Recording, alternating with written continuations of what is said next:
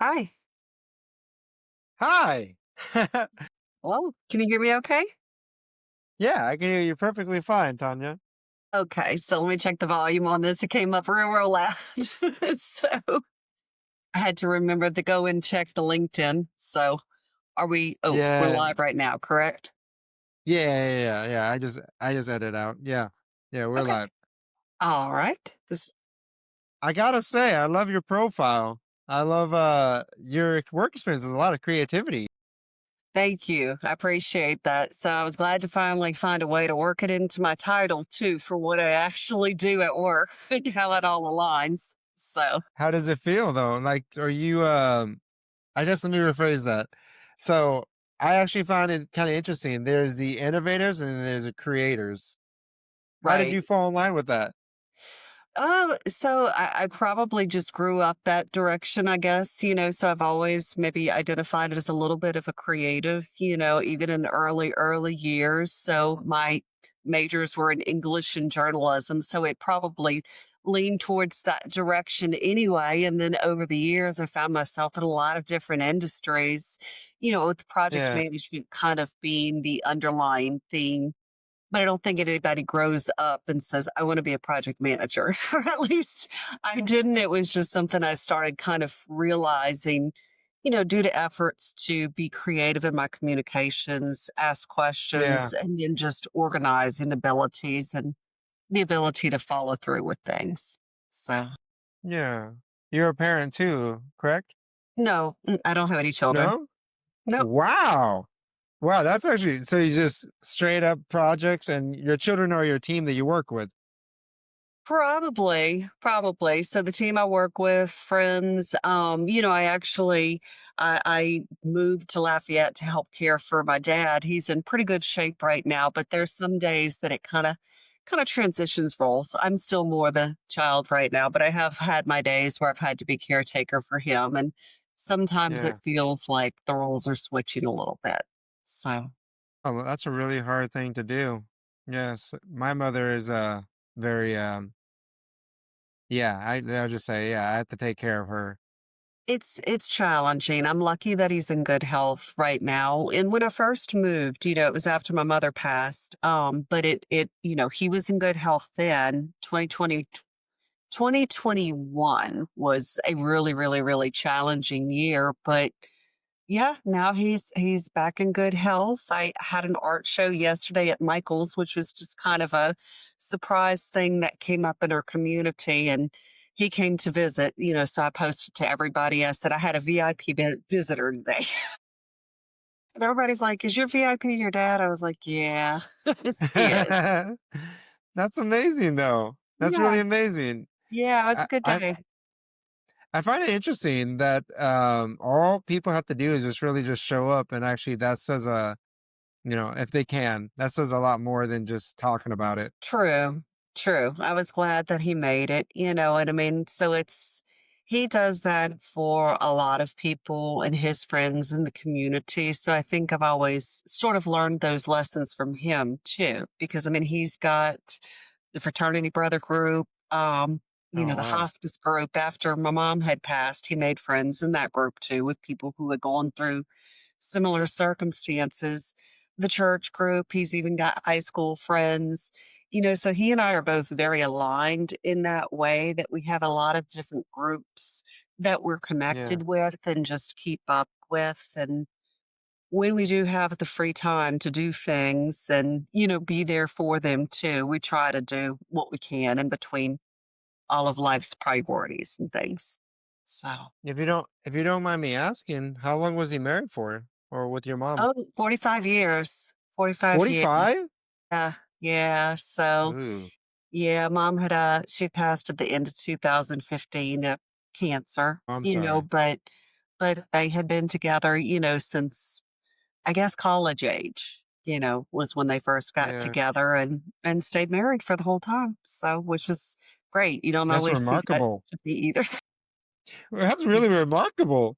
It is, but, blessed. He's got a girlfriend now. She's a very nice lady from church. Been together for several Yeah. years, so her and I actually get along pretty well. We Really? Yeah, we team up on him sometimes. It's kind of funny. Like she'll tell me, "Do you know that your dad did this?" And I was like, "Oh yes, I'm well aware of how he is." So it's kind of funny because it sort of keeps things real, which I appreciate. So Yeah. so Yeah, yeah. it's, that's actually really kinda cool that she actually the reason I say that is that, one of my best friends growing up, his, mother passed away from cancer, and the moment his dad, I would say, fell forward, and got a relationship, the whole family outcasted and went against it, and it caused that negative energy. So that's why I was just that's really amazing. She's an awesome woman, by the way, but And I can tell you, even the name of your podcast, Be Kind, always, I learned that from my mother too. So this was a lesson I learned, and this was when she was sick. I mean, I always knew that she was this kind of person anyway. But when yeah, she was sick, it gave her the time to really talk to both of us together and separately. And so I remember her telling me, don't be that person that prevents your dad from finding love again. And I kind she's of made told you jokes that? with her. Even, I mean, she was on morphine at this point, but I was like, okay, what about if it's one of those young girls that always flirts with them? And she says, oh no, you run them off. I said, okay. And she said, what I'm talking about is if it's a good woman, and Yeah, somebody that is kind to him, don't be that person. And I said, okay, I won't. So luckily so there vet was him. never any instances. My dad's a good looking guy for his late 70s. So he flirts, and was really worried for That's a so while funny. that, he was gonna take up with somebody much younger than his own daughter, and I was like, I don't know how I'm gonna feel about her. Ah, yeah, I don't know about But no, that. this lady, I mean, she goes to church with them. She's in things for the right reasons. She's a good person and supportive, so there's never any Yeah, need for me to, compare or do anything like that because she's always just tried to be a friend to me, and she's never tried to replace my mother or anything like that. So that and that's certainly such a hard helps. thing to do. Yeah, yeah, that's certainly, so we're both adults in the room and, there's no negativity there, which is nice, and I think my mother's looking down and going, okay, cool. I'm glad you're handling this so well. So yeah. She gave you the job to vet the girls? I brought it up. On a She was line, been yeah. telling me don't prevent him, and I was the project manager that threw in the what if scenario about the young girl in it Oh, for the yeah. wrong reasons. So I got stakeholder buy-in on that. She was like, "Yeah, no, those are out." But the good women don't be an obstacle or blockade. Yeah. So, My yeah. wife my wife always makes a joke that so I'm a big fan of, peanut butter. Like, I'm Okay, a me too. that's my favorite go-to food, like, I can eat a whole jar in about 4 days, like, bad, Mhm. like Same. yeah. Yeah. So, And she made justify a it, it's protein. I ignore the fact that there's so much fat, but I'll be like, "But it's protein." but it's It's protein.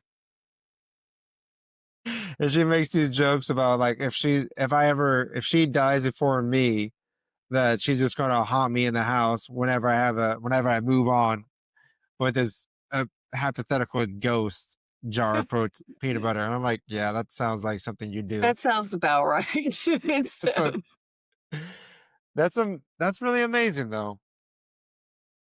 I find it interesting because I asked if you had kids just because I'm always curious the different perspectives that people have and the different perspectives that other leaders have.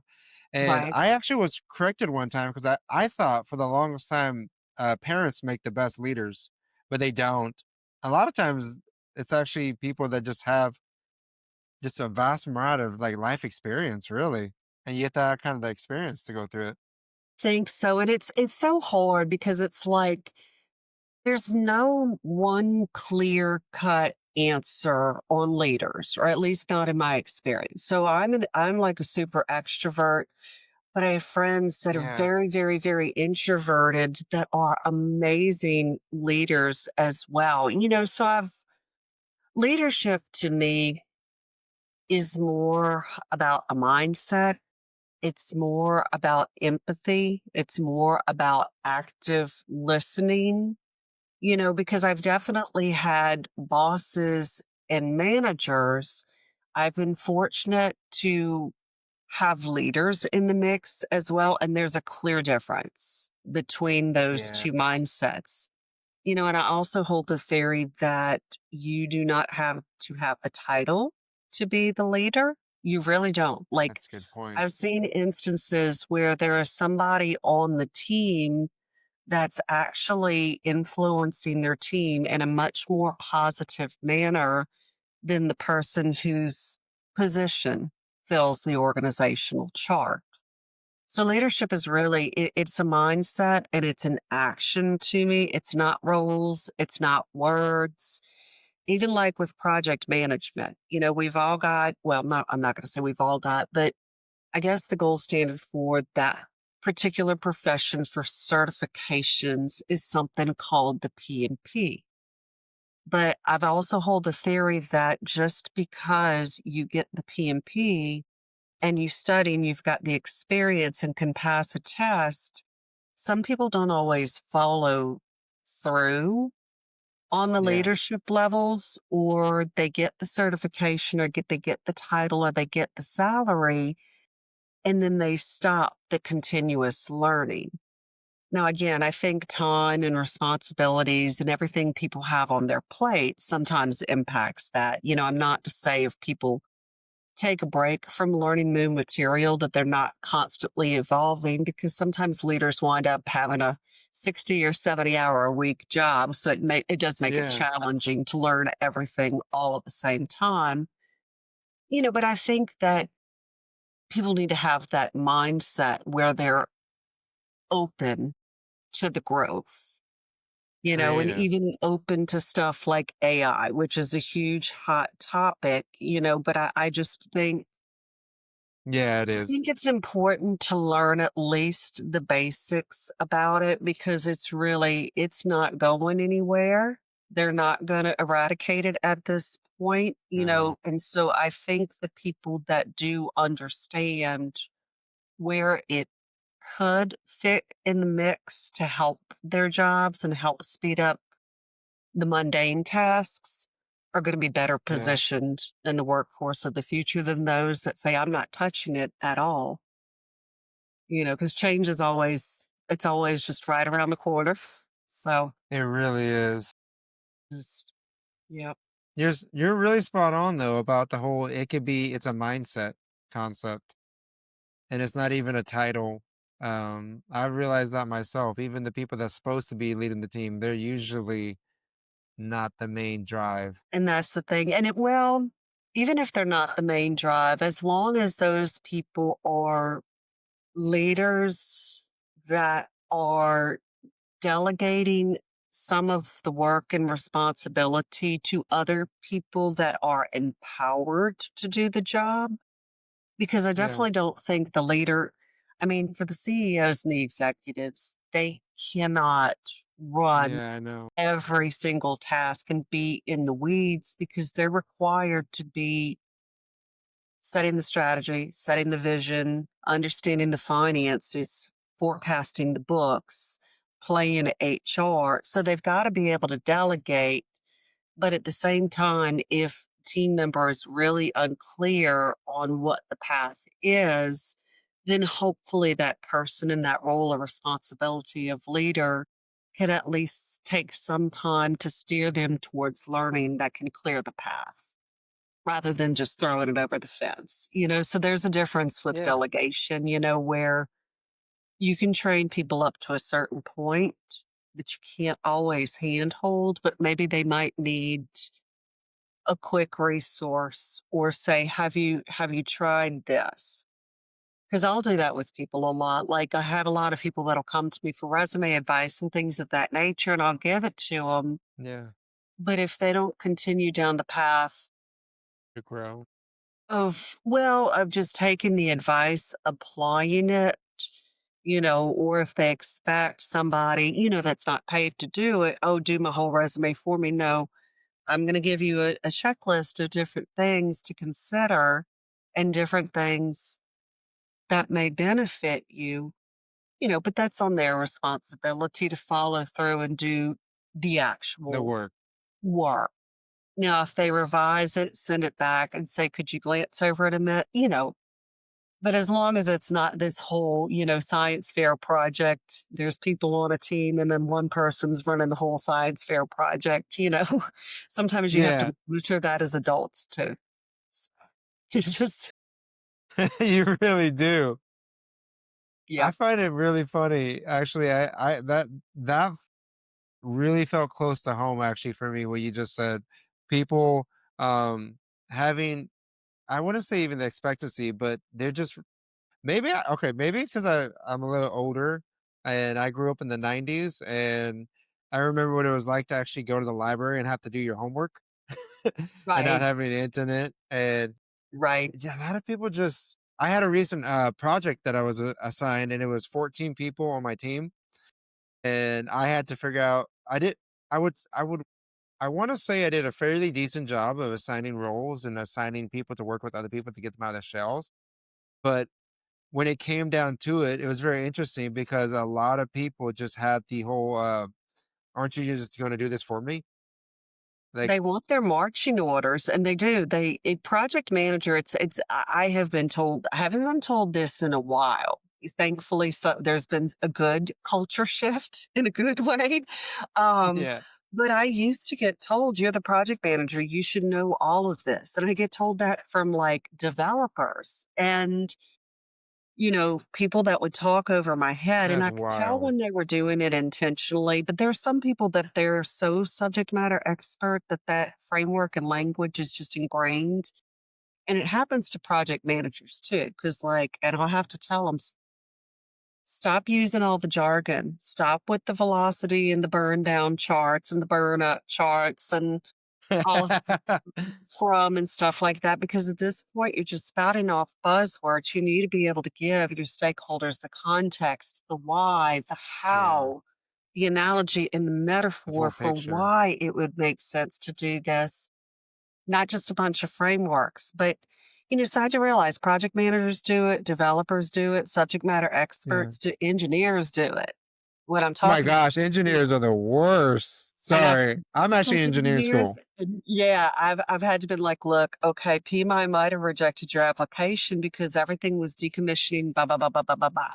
I was like, "Use words like, I initiated this, I planned this, break down your planning steps, you know, tell them how you actually executed things and ran the project, what kind of metrics you use to track it, and then how you monitored it for success." I'd have to tell them whether or not you've actually closed a project and done lessons learned. It's important that you put that so you understand that concept. Yeah. But yeah, the jargon is a big thing. And it's I like feel the like, more you can simplify the conversation, the better it can be. so I was in a meeting and I don't want to get too lost in the military lingo. But yeah, yeah, it could be, yeah, it's a lot of titles. But I was in a meeting and I was like, this is back with my team, and I was like, why do you guys even want me to be the lead? Like, you could do this. And I started pointing at other people's names and I was like, you're very comfortable. This is why I feel like you're competent. Hmm. And they're like, nobody can break the ice like you and that can buffer and translate and understand us, understand what the shareholders want and actually meet everything in the middle. And I think that's a talent alone to just, like you just said, engineers. I love engineers and I'm a mechanic Right. and I love Toyotas. I love the planes that I work on in the military, but sometimes their language, the mechanics language, and then the shareholders language, there are three different types of languages and they're easily Oh, misunderstood. yes. Yes. You brought it back to me that you're in the military. I think you told me that when we first started talking. Yeah. We're gonna be having a military panel at my work. I always, Oh, because of the communication, and because I used to moderate a lot of different meetings when I was a volunteer in a PMI chapter, I always get moderation duties. Yeah. So I actually will be the moderator for a military panel with 8 people talking about Oh, how they translated their military precision to civilian success. And then we do special courses. We've got what is called a service to certified course that it's $299 for the PMP boot camp training. So that's normally over $1,000, for whether people are doing it virtual or in person. But that's something because we have a lot of veterans that are instructors at Project Success Academy. So it's something that we can do a couple of times a year to help yeah. train if there's people that are interested in those types of certifications. But That'd be kinda cool to share. It's a really hard to transcribe, and the military, I feel like, does a not that good of a job at doing it. Because if you transcribe it to the outside civilian work, it doesn't there's a website even you can go to and type in your job, AFASC, and it right. does a And decent it job. helps you to break down the terminology, it's Yeah. But I you think have that's people that spend their whole career in the military, they don't even know how to transcribe it. right, right. I've run into that with a lot of military to and just even help because I do, like I said, it's not a main role, I mean, we're working towards career services and getting partners with Project Success Academy that I guess have more bandwidth to really help with those types of services. But Yeah. I've done a lot, even with some military as well, helping to look at their resumes and kind of extract it. It's Like if they're going hard. into like cybersecurity or if they're wanting to go into project management. And a lot of it too is recommending that people network, like suggesting different groups, suggesting different ways to approach people because LinkedIn is great for that, but sometimes it's hard to start the conversations because everybody's got their radar up on sales, and I had a conversation Yeah, with some friends about this earlier, and I said, I definitely don't approach people in a transactional way. I'd rather get to talk to them first, understand a little bit about them. I know we're all in business to be in bit, but I said, I'm not going to go for the jugular. That is not my sales style. that's a People to good truly feel like they're receiving value and the type of service that they need. Because to me, word of mouth and referrals is far greater than just going after something really quick, if that makes sense, you yeah. know? But it's hard to network sometimes on LinkedIn because, like I said, people get so much of the transactional that it's at times it's hard to filter for. So It is, there's a code, you just gotta learn how to break it. You actually true. responded back very kindly, actually. I was actually very shocked. I tried. So even I don't think that there's any value in being negative or ugly towards people. There's none, and I usually try to respond to everybody too.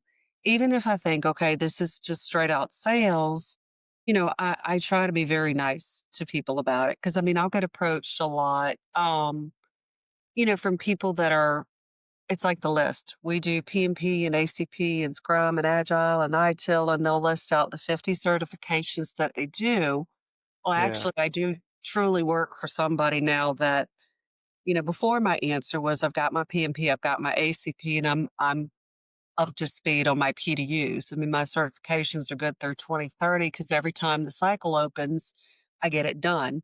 Like I will knock out things so far in advance just to have it done, just to not forget about it if I get busy.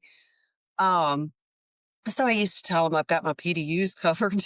And now it's kind of more I work for a company that does the same thing as well, but I wish you luck also. Because like I said, there's no reason. I mean, unless somebody's being very rude to me, which I have had happen on LinkedIn. There have been people I've had to you block. have had that? Really? I've had, yeah, there's people that have no idea what a boundary is. All they know how to do is just leap on over past the boundary and that's it. They have no radar whatsoever. So I have had some instances where conversations have That's wild. turned a little bit uncomfortable or strange, and just it requires protecting your energy at that point and just, usually that's this conversation is over and I will be blocking you just so they know why the loop is closed. And then you pray that, they don't ever come find you in person. But it's like, Gosh, yeah, I that's think we've all experienced some different scenarios on social media. Men, women, everybody has probably encountered some level of rudeness or things that we have to deal with that we'd rather not deal with. So, I had one time, it was really funny, and I'm never a type to name drop, so I definitely never do. There yeah. there was one there was one person who had a very huge fan base, and uh I did a well, actually, it was 2 instances. There was, um I did a session with her, and then she just got really rude, and she was I think if I was to put a Y behind it, I would say that she got really entitled, very entitled, very entitled. Um, and my personality, I kind of was just like, "Ma'am, do you know you're coming across as? Did you know you're coming across as kind of like standoffish and rude?" And she's like, "I'm not. They are." I was like, "Okay, I don't really have no content to talk with you about at this point." And then there was another individual that, um, they weren't you see this a lot on LinkedIn, or you see this a lot where people will say all day long what they're trying to represent, or I'm sure you've seen it, where they'll send a message and they're like, "Do this. This is what leadership is. This is da da da da da da." Da." And then I actually did what they said, and I followed through with it, sent them a message, was like, "Hey, I'm doing what you're saying. I just trying to like, um." I forgot the detail. I was like, they made a comment saying, "If you ever want to get in my inbox, this is exactly what you do." I was like, "Did that." I made a funny comment. I was like, "Did that. Still waiting." And then I sent them another message, just, "Hey, I'm really curious. You have this exact same detail I'd love to talk about." And they're like, "Yeah, you're nothing." Wow. That was their comment back. "Yeah, you're nothing." I was like, "All right." I remember that because you know what? I'm a big firm believer in even though it's not my job correct you, it's a higher power, and one day you will be corrected, and so There's no right? there's absolutely There's no reason to treat anybody like that. You know what I mean? I've always kind of held the minds. Well, I'll tell you a funny story.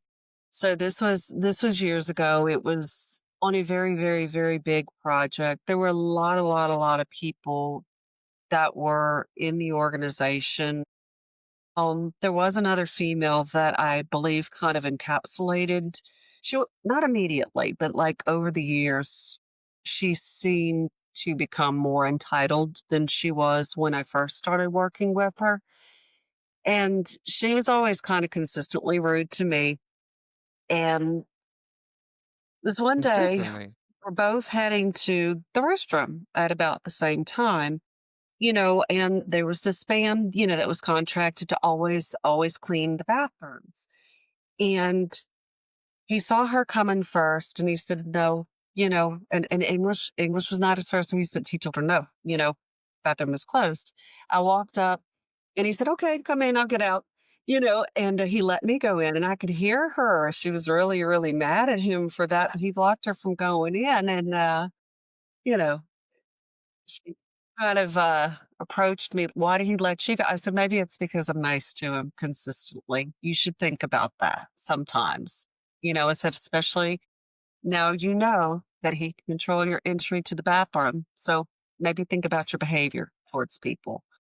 And I didn't get a very kind response back for that, but I sort of felt like, well, this was this was literally your sign. This was your sign, you know? Yeah, Be nice yeah, to people, but you're mean to everybody and, you know, comes back. it So, yeah. does. There was this lady I was working with, and she was another, project lead, and I had my team of 14, like I said, and there was different personalities, and this is the military, so everybody has some sort of ego. And I was like I said, I was in charge of my team though, and this is our projects, and there was several. And one day I was sitting in the break room, and well, actually the janitor was sitting in the break room. And at this point, we've chatted so much. I sat next to him, and his name was Richard. And I sat next to him, and I was like, "What's up, Rich?" And I started messing with him because we got to that point. And she comes in, and she's snappy and sharp. Mhm. And then she kind of like has that tone where I was like, I don't think she realizes maybe she's come across as rude, but Right. I kind of stopped the translation between the two, and I was like, he does have a name. His name is Richard, by the way. And she was so offended by that, by me saying that she made it a point to badmouth me in front of other team leads. There was 6 of us, and try to bring up her comments. And I didn't care. And I looked at Richard and I was like, man, how many people out of you working in this building out of like 8 years have actually stopped by and said hi to you? And he's like, you're probably eight, the eighth out of all these years, or seven. And I'm like, that is wild. You do this, you do, there's no difference of our jobs, really. No, and I mean, That's that's the human lesson for people, but it's people are so quick to judge and so quick to pass by, but even those stories, I don't know if you've ever seen this movie. I think it was probably the '90s, pay but it was forward. Robin Williams and Brendan Fraser, with honors. So Robin Williams plays a homeless man, you know. Is that Robin Williams? It is Robin Williams. I got every single movie of his. I love him. Yeah, Yeah. I he was that was the saddest to me. Like, I remember being in Planet Fitness, and I was on the elliptical, and I saw the news, and I just started crying. I mean, I just lost it in the middle of the Yeah. gym because it was We just all lost a genie.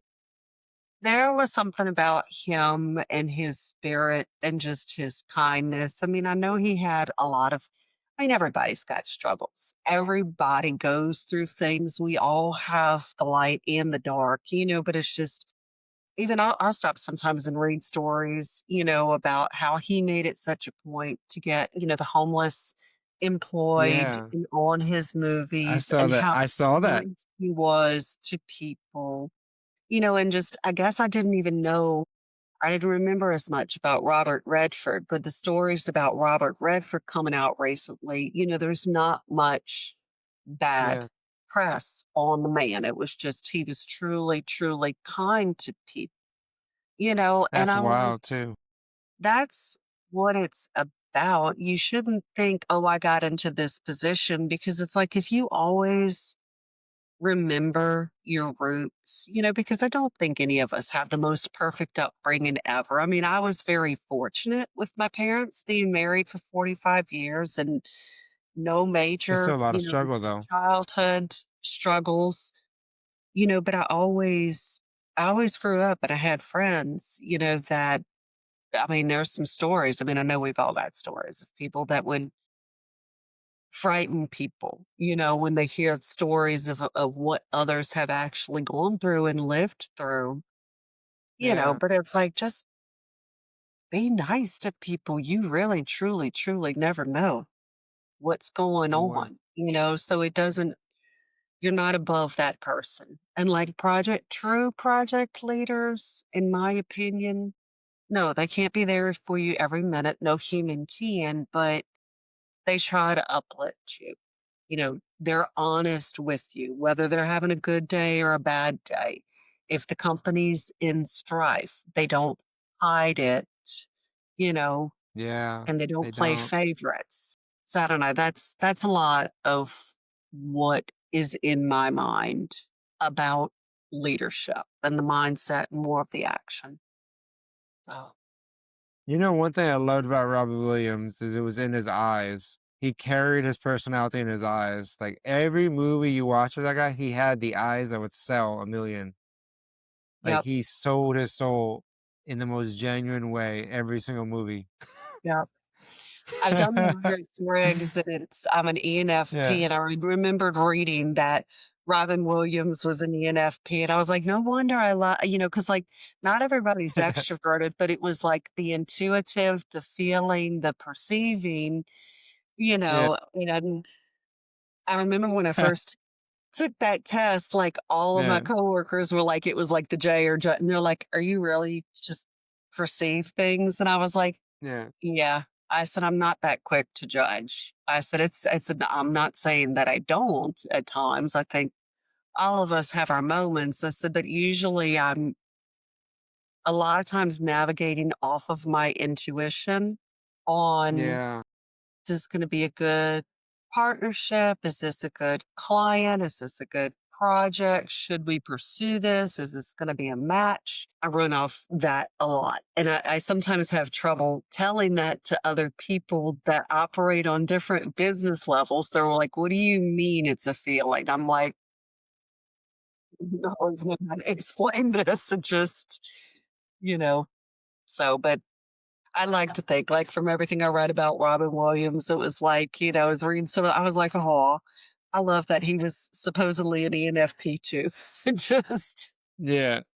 so That's a great talent to have though. I have kind of the same similar style. Actually, I always grew up kind of slow minded and very I wouldn't say spacey, but very delayed as far as my processing goes. So when people there are some people that I worked with, I'm like, how did you get that answer so quick? And they're the usually the very smart, like high IT skills. And Mhm. I'm like, you just create that in your head, but they socially can't get along and they can't transcribe and they can't explain and they just want you to get on the same page with them. I grew up where I have a very like a natural second delay. And Mhm. so my brain is on one wave and my personality is on another wave. And somehow it meshes and I can just I did a test recently. And so it was we actually all did the test. And out of 60 members, I was the only one that scored 100% uh creative innovative.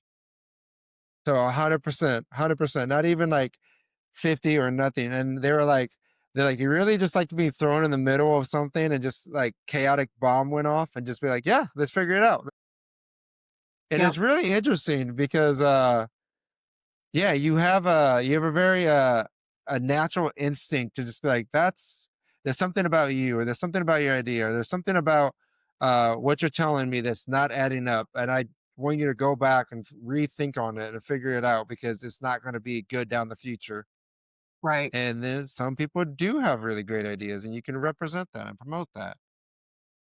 I And think it's that's their cool about attitude. creativity and innovation too. It's you reminded me of a story because I am not good at word problems. My brain is not wired that way. Like if you do Really? the training is going this and doing this at what time and what'll arrive, I get I love word confused. problems. I get confused on word problems and riddles. My brain has never been able to do it properly. But years ago, I worked for Morgan Stanley in financial advising back in the early 2000s.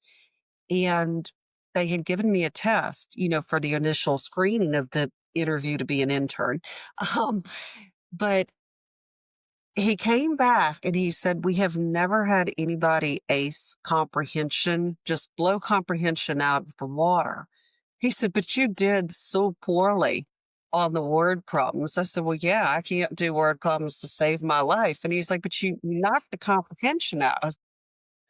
And I don't know if that was my English and journalism upbringing. It was like I used to Yeah, write a lot. I mean, used to study to do screenplays and we'd have these assignments in class. Like I remember one of them was Full Metal Jacket. Describe yeah, why in Full Metal Jacket the training in the beginning was so derogatory towards women. Why did they do that?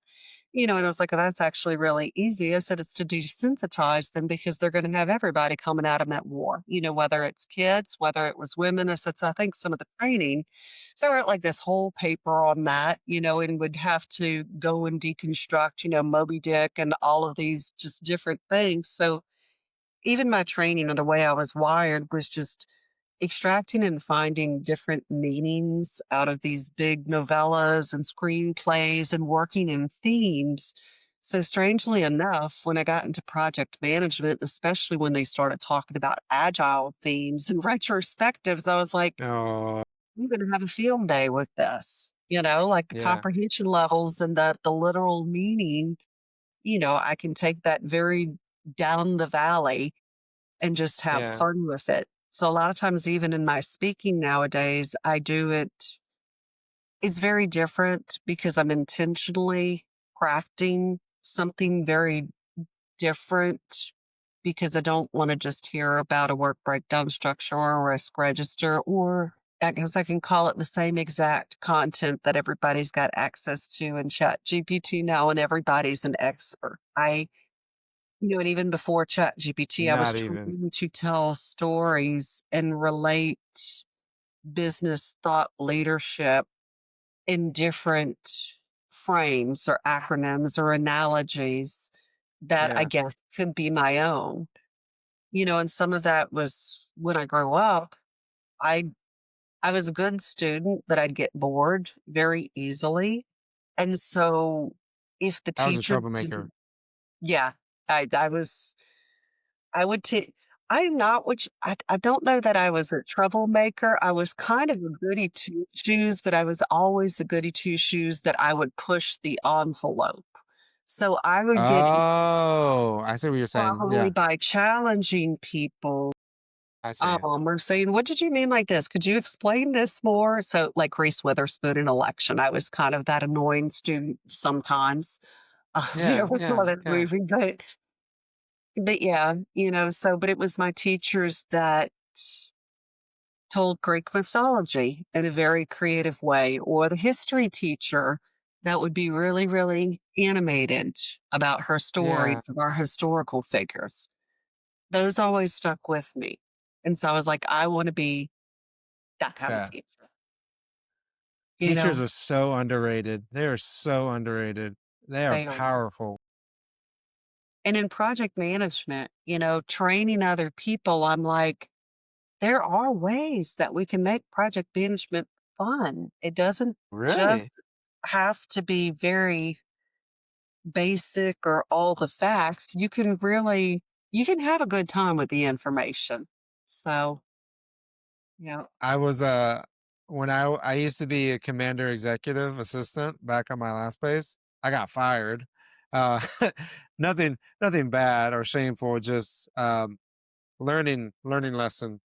right. Uh, but I used to sit in meetings, and what got him to love me is I'd sit there with all these other serious heads, and I just pull out this ginormously long pencil, like Jack Nicholson, like you know what I'm talking about, the scene. Mhm. It's just this giant pencil. I'm like, all right, I'm ready for notes. He's like, do you sharpen that? I was like, I do. I got a little sharpener. Do you want to see it? And just breaking the ice with humor. Um, Agreed.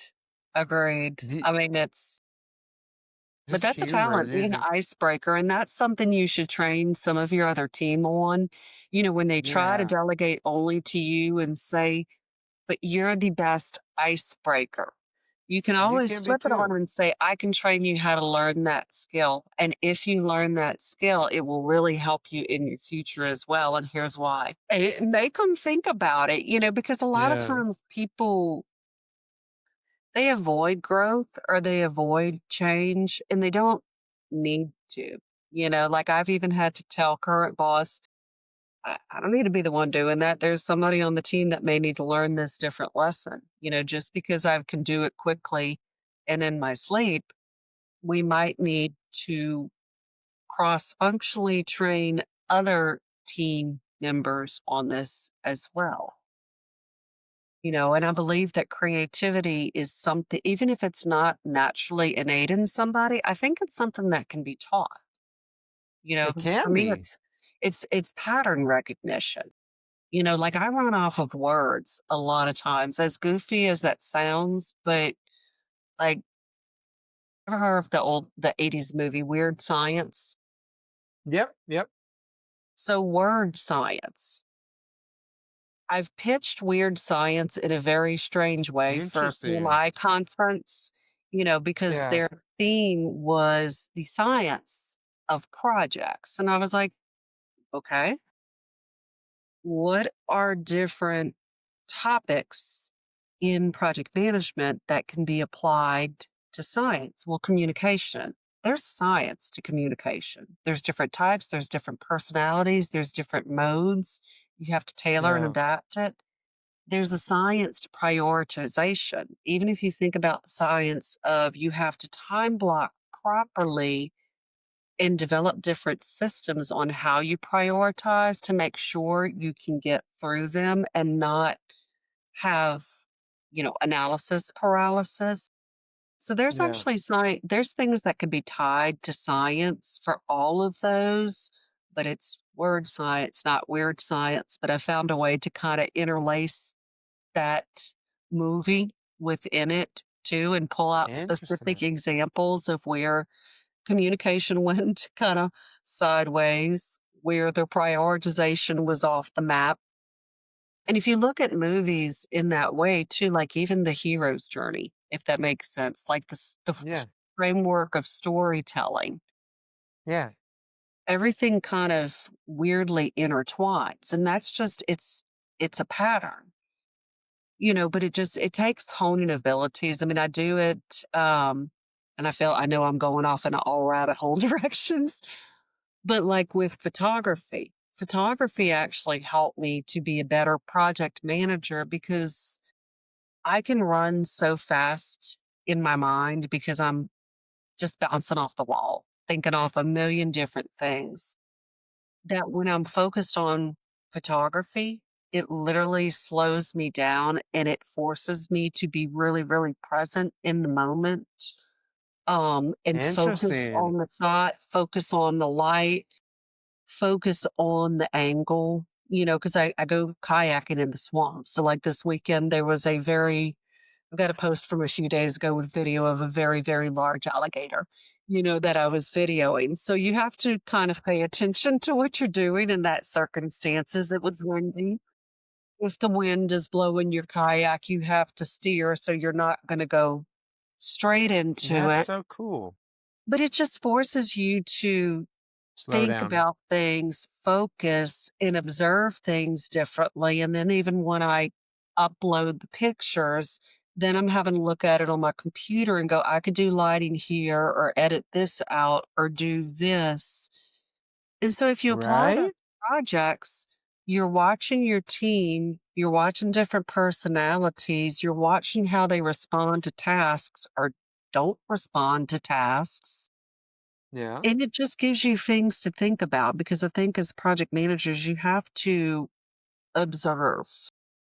It's not just the communicating, but there's the part of communicating that's active listening and then kind of thinking through things on our own and processing and going, okay, we're observing these things. Now, what do we do with this information?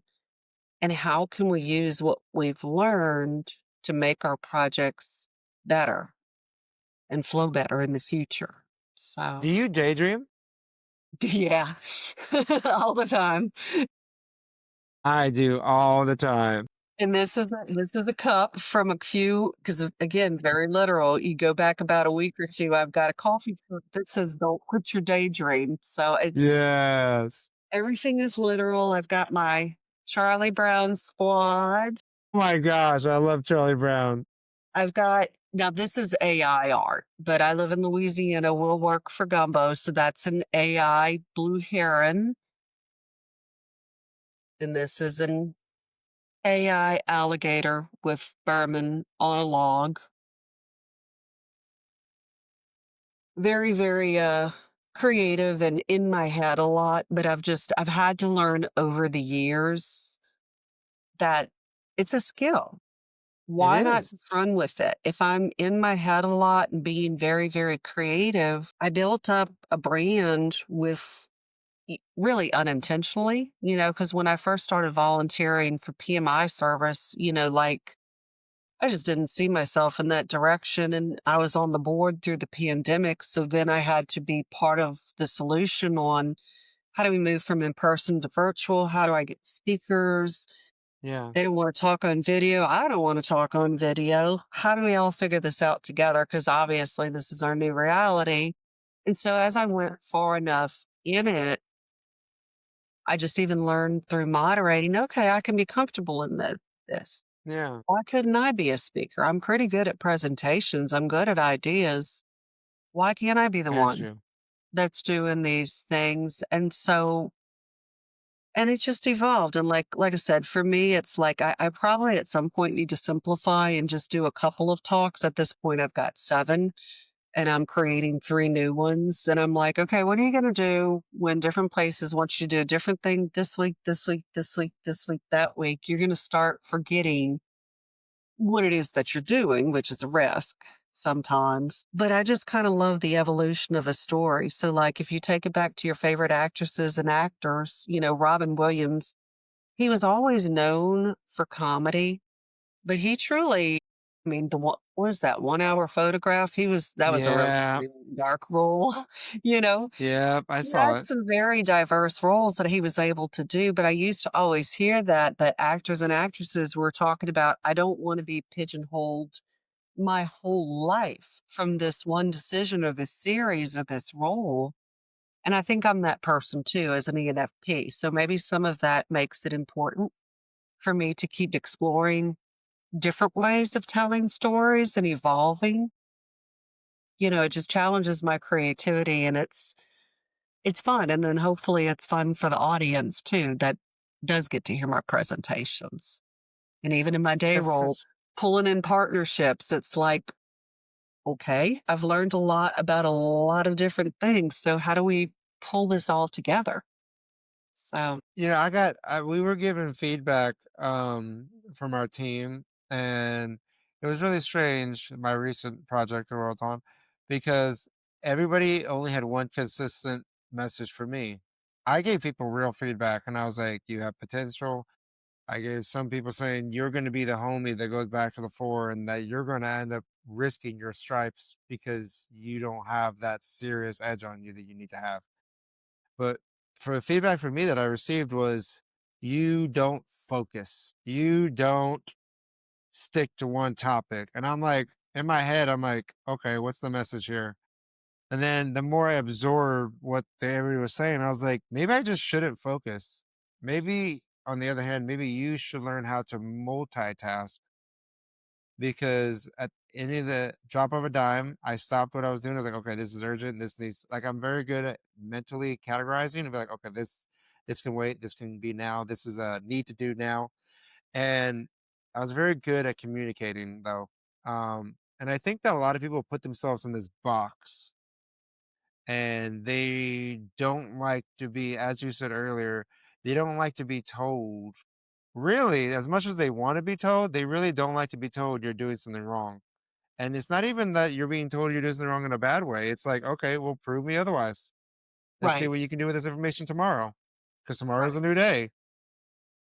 And nobody thinks about that. I love that perspective too. Because I'll tell, like, I'm fortunate to have a very good working relationship, with the CEO of the company.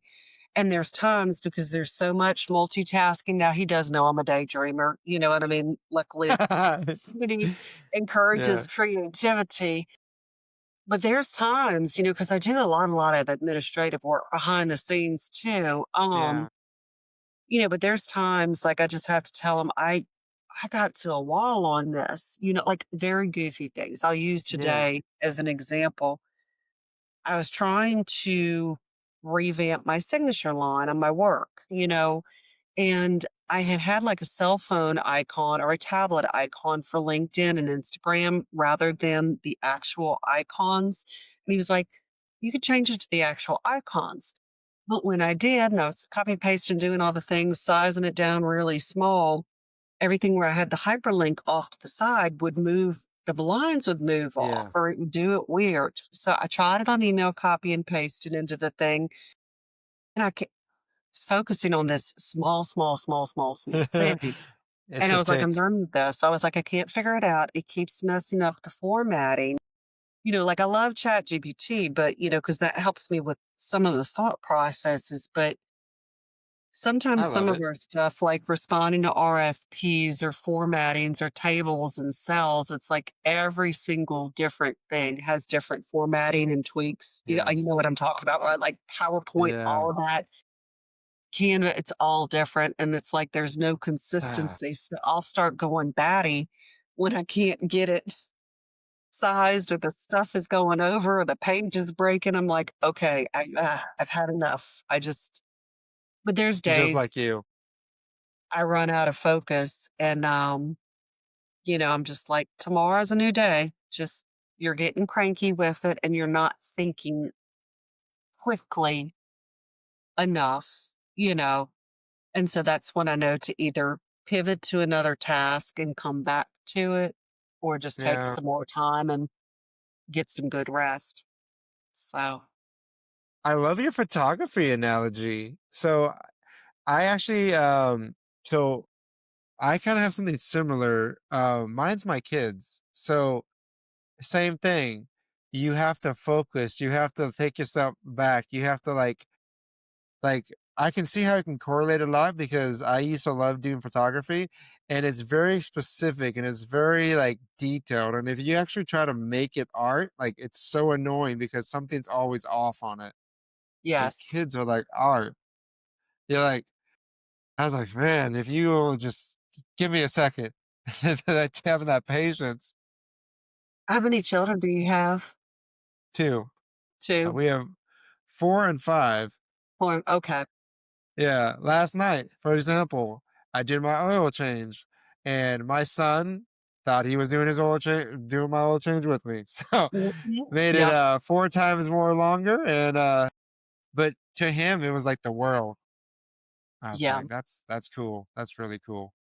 That's well, and even just being able to put yourself in their shoes. I mean, I think even though I don't have kids, I Yeah, am around kids quite a bit, and so sometimes I will pick up on their energy too and be a big kid with them, and that's fun because it's like I am definitely the project manager that encourages people to kind of have a state of play. I was like, you cannot be serious all the time. You need to learn to have time for yourself, yeah, reflect, rest.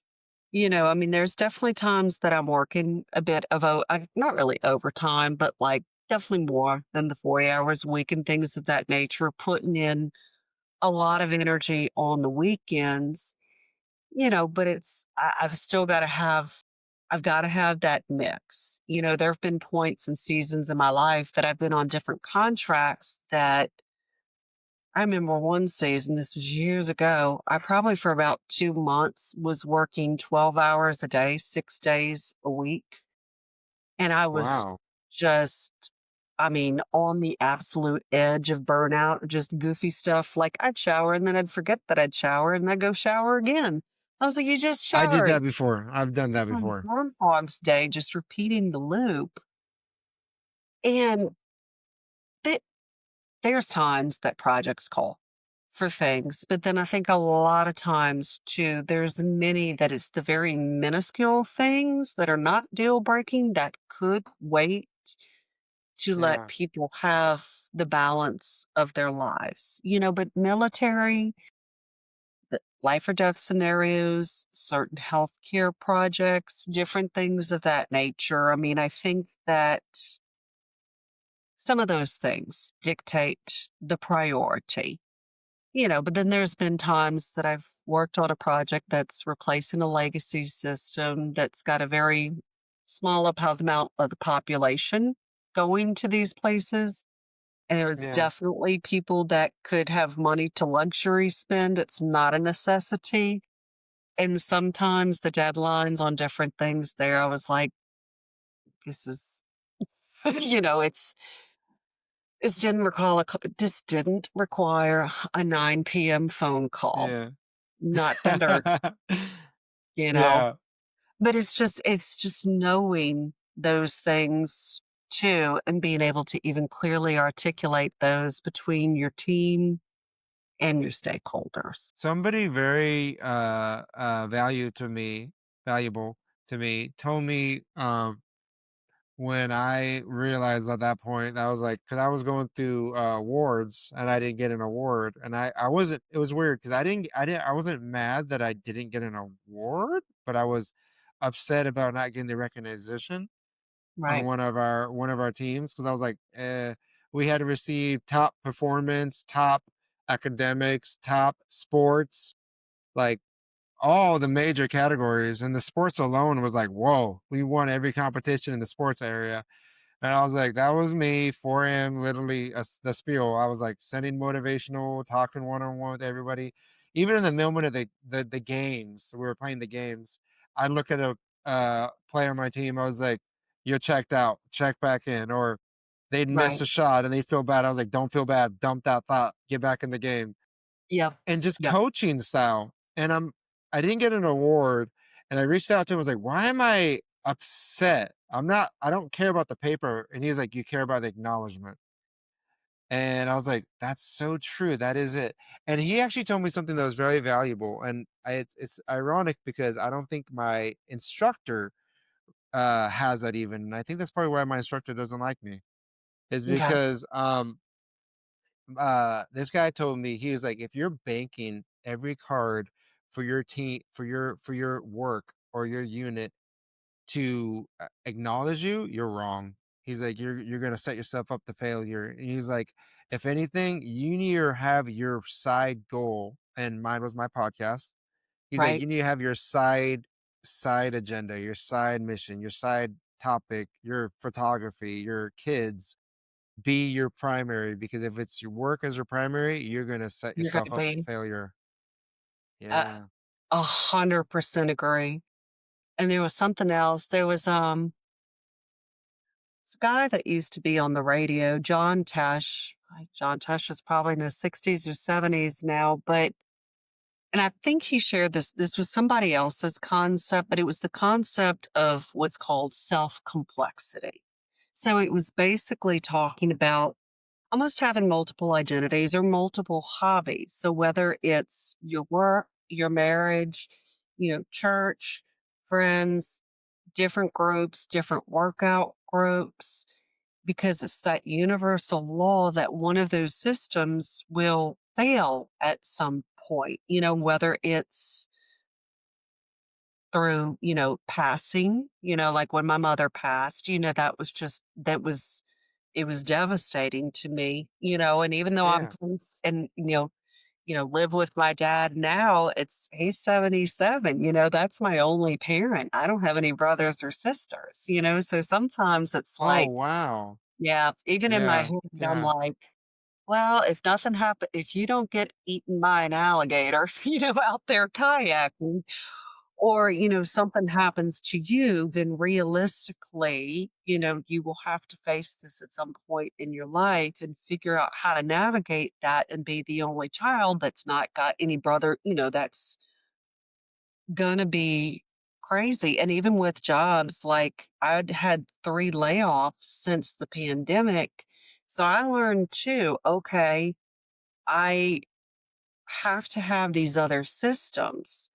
When I first moved to Lafayette, like, I was so addicted to kickboxing.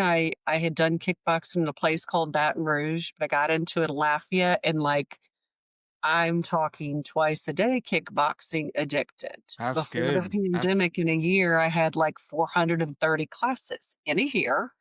It was crazy. wow. I was a size I'm 0 doing the at the math. time, and, but when that gym closed due to the Size pandemic, 0. I was a size 0. Is ridiculous. Like, yeah, I look at that now and I'm like, okay, you don't need to be that. You don't need to be that small. But it was like I couldn't keep weight on because you go to one class, you're burning about 400 or 500 calories. And so I Yeah. would do this usually twice a day because it was such an endorphin high. And then I love the people. Like it was just, Culture. we it was the craziest thing because we all still talk to each other, even though the gym's been gone since 2021, and we'll all occasionally get together in the community. But it was just, I had never seen a gym like that. It was such a connected little unit, but it was just, there were members, myself included, that were just literally depressed when it went down, but then I bounced kind of off to yoga, but I watched other people have a lot of trouble connecting to something else. And even like when I'd go through the seasons when I'd have a layoff, I was a volunteer leader in the PMI community. And then I started speaking. So it was like I managed to keep myself very, I guess, mobile with what was keeping me busy and what was keeping my mind activated to where Yeah. I wouldn't get too down from this one instance. And I've had to train my brain to do that because, like I said, after my mom's passing, that was definitely harder. But like I had to immediately go back to work at a government agency managing, 7 projects at the time, which was brutal because I That's was an hard. emotional basket case and not everybody was compassionate. I mean, some people, we don't see this coming, but like some people's response to other people's grief is just to avoid them because they don't know what to say. It doesn't mean that they're a mean person or anything like that. It's just that sometimes people, they're scared of making somebody cry. They're scared of tapping into an emotion. They don't know the right words, so they avoid the conversation. But, like, I took those instances weirder than I did the people that would come up and cry with me and give me a hug, because that was what I needed. But and just so I feel like that's kind of a universal law that no matter what you're going through, just finding those different hobbies, finding those different goals, you pursuing your passion with podcasting, being able to meet other people, meeting other podcasters, and having those different groups, I think is a great way to diversify your skills too, you know, and just Yeah. leading this with I know a lot of podcasters, and it takes a lot of skill to do it, to set it up, to connect, to have the courage to run it, to edit it, to showcase it, to come up with the questions and figure out how to keep conversation flowing. Because I know not everybody's quite as chatterboxy as me. So, just Yeah, I've had a lot of conversations just keeping it going. yeah, Yeah. yeah. It's, Uh, it's very, I almost wanna say it's taboo even in the military because so many people or actually, a lot of people was just they stay away from it. Anything social media. There was even a point we had a guest speaker one day in the military course, and they were like, "Social media, stay away from it.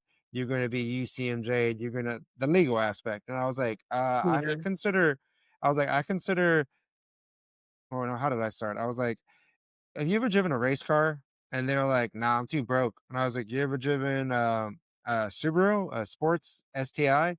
And he was like, "No." I was like, "Okay, well, there's a thing called 3 clutches in a car, and it's a sports car. So you have" okay, let me actually rephrase it. There's 4 types of clutches in a car. There's a standard one you get in a normal car that you used to buy when you could buy a manual car. And then if you have a sports car, there's 3 grades of clutches. And social media is like a stage 1 clutch. If you don't clutch it just right, you're gonna blow your tranny up, yep, guaranteed. And that's yep, how it's like in the military. You see it all the time. They're on the front cover like, "All right, you just, you should have never sent that one." So it's a constant it's a constant reflection. So, yeah. but at the same time, it's really kind of fun and it's an untapped market because people just don't ever just it takes courage. It takes a lot of courage. It does. Risks takes courage. I had a very good conversation yesterday. I think I mentioned earlier I was at an art show at Michael's, like Michael's Yeah. Arts and Crafts. So where I live locally, I've got a lot of inventory of photography and stock, like probably about 60 pieces, and I was trying to get customers to my website. So the best way I knew how to do that was I buy my pieces, I go pose with them. That's my level of marketing, and awareness other than just the website. I thought people would respond to the personalization better. So that has a lot of inventory. Um, there was a lady that I put my artwork in her store that plugged me into the Michaels opportunity. What it was Joann's Fabrics was closing recently, so Michaels boosted their inventory of yarns and fabric, and we had a local party city that closed, so they were donating all the balloons. So Michaels was like, "Well, let's tap into our CRM. We're gonna up the value of our coupons, and we're gonna send out a mailer to all of our existing clientele here, letting them know that we now carry this inventory because this other business has closed. And so they contacted my friend Michelle to identify local artists because they thought, okay, this is going to add some flair to the conversation. So it was a Yeah. great setup. It was a free table. You get to keep the profits. You come there at 10 a.m., you set up, people start coming in the store. Anyway, I didn't wind up selling too much, which was fine too. It wound up being a lot of work of bringing it there, bringing everything back, Yeah. but it got my business card out there a lot and the conversations were good. So one of the ladies that worked there, I believe she was a college student as well. She was looking at my alligator pictures and she's like, I've never been on a swamp tour, which here they're a thing. And most people from Louisiana know that swamp tours are a thing.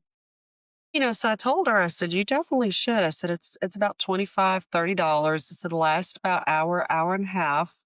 I said, you're in a much bigger boat than what I go out there kayak. And I said, you're well off the water. They know the spots, and the sites to point the wildlife, and you can bring your camera out there. And she's like, I would love to be as courageous as you and just be in the kayak and go float right next to the owl. I said, oh, I'm not right next to it. I said, I've got an 800 millimeter camera, so I'm able to zoom. She says, but that's still got to be exciting. I Yeah. said, it is. And she's like, I need to take more. I mean, she couldn't have been but 20. She's like, I need to take more risks in my life. My life is a little bit boring and I just need to get some courage and just go do it. I said, Yeah. definitely go sign up for the swamp tour then. I said, that'll be your first introduction. I said, I'd recommend doing that before you rent a kayak. I said, there, Yeah. see what it's like, see if it's but I walked away from that conversation smiling because I was like, I just somehow inspired this 20-year-old woman through my alligator pictures that she's like, I need to live a lot of my life a little bit more. I was like, yes, girl, you do. Do it. And so stuff like that, like just, I don't know, That's so that cool. kind of stuff makes me happy. But it's like when you make people think of alternate angles or even spike up the self awareness. She wasn't somebody that was saying, I could never do this. I would never be that courageous. She'd take, because I've heard that from people. I could never, I could never, I could never, which is not true. You sure can. But she had gone to self awareness that she was like, you know what? I think I need to do this and I'm going to take more chances. So, and like I said, I like that mindset. And Yeah. even small things where people are like, we saw you dressed up for a theme party and singing karaoke. We could never be that brave. Yes, you can.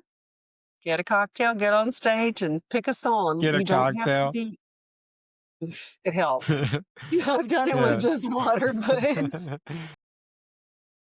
too, it's like you don't have to be a great singer. You don't always have to be the best at everything. Most of us out there are not competing to be the very, very, very, very top $1 million athlete. Yeah. We're just competing to be better than we were and be the best that we can be, you know? And I think that that's a Magical. pretty healthy attitude. So, Yeah. I agree with you. That must have been a really good feeling seeing your paintings, just seeing the connection and the inspiration that it just from a simple painting or a simple not yeah, painting, but simple art. yeah, it was. It was, and it kind of spikes ideas. So, like, I didn't know, like, I think they all know about the alligators in Louisiana, but like stuff like the blue heron or the pink rose Tate spoonbill, or, you know, when you were Yeah. talking about kids or art, you wish you could do these things. I had spotted 4 rose Tate spoonbills, and I wish I could have moved the tree that they were on or put them on a limb lower so I could have, but again, you can't. You got to take the shot when you got the shot and make the most of that angle. And then my only thing why I get great shots is because I go out there all the time. I mean, I've probably gone to the swamp over it's been over 100 times the past couple of Yeah. years. So if you literally put yourself out there as much, you're going to expose yourself to more opportunities. I mean, it's literally just the law of Yeah. numbers. Same thing with project management. You have enough conversations, you run enough risk registers, you start being able to see the forest for the trees with enough practice. And then, of course, pandemics, there's things you never see coming around the corner, but Yeah. that's all good to go well. That happened. That was the weirdest thing ever. Now what do we do with that information? You know? Yeah, that was. My wife, was pregnant during the pandemic, I remember that. Uh, you know what's really interesting is that, most of the time when I daydream about my kids, about, like, cool things to do with them, and my kids, like, we get told all the time, like, "Your kids are very respectful, your kids are very, kind," and I always make them, like, pick each other up. I was like, "Did Right, you forget her? Did you like she has owie, go give her a kiss for her owie." And, it it's really funny because, like, I'll even dap it with my kid, like, "High five," and then knuckle it. right, But, right, with my kids, it's I started my YouTube channel with the idea of maybe my kids will see this and they'll have the idea, and then they were like, "Oh, I can do that too," and then start small. And that's all it takes is just thinking like I wear a weighted vest when I work out sometimes, and it's 45 pounds. I thought at first I'd make this whole class of like 80 people hate me. Like this guy's gonna show up, like he's just showing off. And there were the few that said that. But then there was actually quite a few people that came up at different times, was just like, man, I really want to do what that did. Like that's awesome. I was like, all right, well, this is what worked for me, and maybe this is what may work for you. right. And given that attitude, um, and it's really kind of funny because people just don't take those opportunities when they come to you, because I think I'm very religious, and I definitely believe in God, and I believe that you ask and you shall receive kind of is a very true thing. It just may not be the form that you want it to be in, but Agree. down the line, down the road, it will all line up. I And totally agree with that.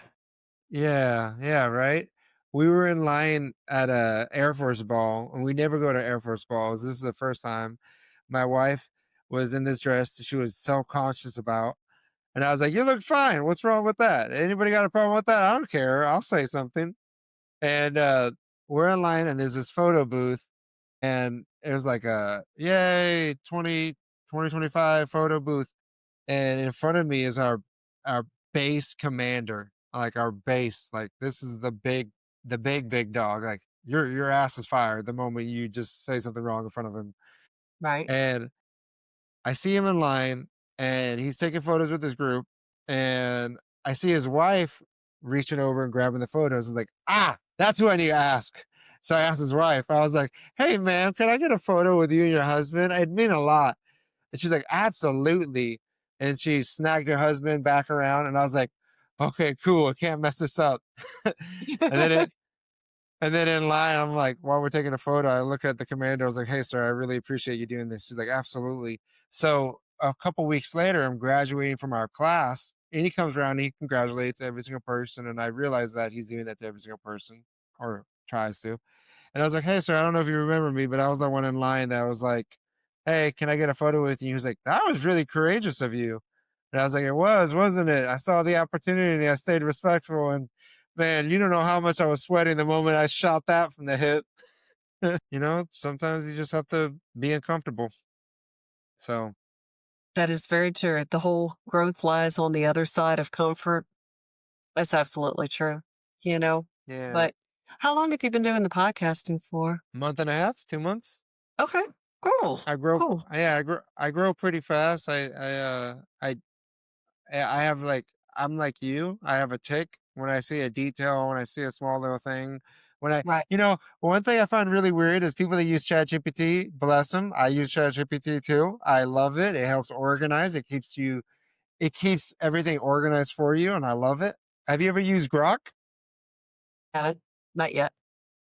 Grok is Elon Musk's version. It is very smart. It's accurate with statistics and it's accurate with more formula based questions, but it's not good at memorizing for you. So if you need to upload, if you need to be like, hey, this is the parameters, this is what I need you to memorize down the road, Right. ChatGPT does. Grok Yeah. is better at statistical mathematical data. So when I see people's posts and I see them not removing that hash, that dash, that Oh, and the very yeah. the very obvious, like, okay, that's obvious. Who says those exact verbatims other than ChatGPT? I'm like, do you even put the effort into your work? Do you just copy, paste, here you go, post, and then move on? Like, what kind of message are you trying to promote? So just enjoy what you do and use the tools and take the extra second and go over your work. I don't think that there's ever going to be the eliminated need for QA and quality assurance behind things, because even ChatGPT does great, but it doesn't always get it right. And you need to go behind it and fact check too. So, Yeah. Follow the but link. See if the even link will even works. right, Sometimes the link doesn't even work. agree. So, Yeah. but this has been really great. I have enjoyed getting to talk with you, and getting to have Yeah. these conversations too, and I'd love to have time in the future to do something like this again too, if we have the It's opportunity. about that time. So, yeah. Well, it was good talking to you and meeting you. So I guess I'll say this before ending this call. So what I usually do is I try to see what kind of pieces I can make from this, and I'll Okay. just send them to you and see what you think and yay, nay kind of thing. And that's it's just What fun. kind of tool do you use? Because we just found a new one at work. Opus Clips actually does pretty good with video content. I don't know if you do Office like clips? shorts. Opus Opus. OPUS clips Oh. is what that's something that we've been using at work. So I don't know how you go about the editing process and all of that, or do you post on LinkedIn or on your YouTube, or how does all of that I work? do I do YouTube. I don't. Yeah, I do YouTube and LinkedIn. I kind of do a little mash. LinkedIn, Okay. YouTube, and Instagram. I actually edit between Final Cut Pro since I have a lot more abilities to just blur and Okay. Final Cut Pro, and then I actually edit on this software Riverside. They actually do a very good job of Okay. allowing you to. You actually have a Control F feature, so if you say like keywords, like if you're talking and you just use a keyword that you only know is a keyword, you can Okay. control F it and go to that one word and edit it out. That's pretty cool. Okay. That's pretty cool Yeah. to know too. Yeah, So, yeah. so Every software is different. I've had so many. I know that's Yeah.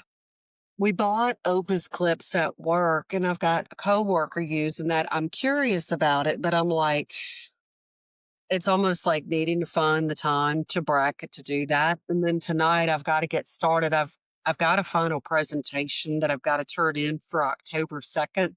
So I blocked off some tonight. I'm like, I've been I've been putting it off, but it's like I'll do like a couple of slides here and there. And then it's like, okay, you have to finish this and you have to finish this at night. It's October 2nd because it's like all time block backwards going, okay, I've got 6 meetings tomorrow and then I've got this, and this, and then this and this. Yeah. I'm like, how do I Yeah. work backwards and get all of the stuff done? So, but What that I was just gonna say, I've never heard of that one, but I definitely I as far as uh, presentations go, um I so with Riverside, it does have a trial, so you don't have to okay, pay for it because it has a monthly payment, but, um, you are able to just do your own individual sessions and screen share.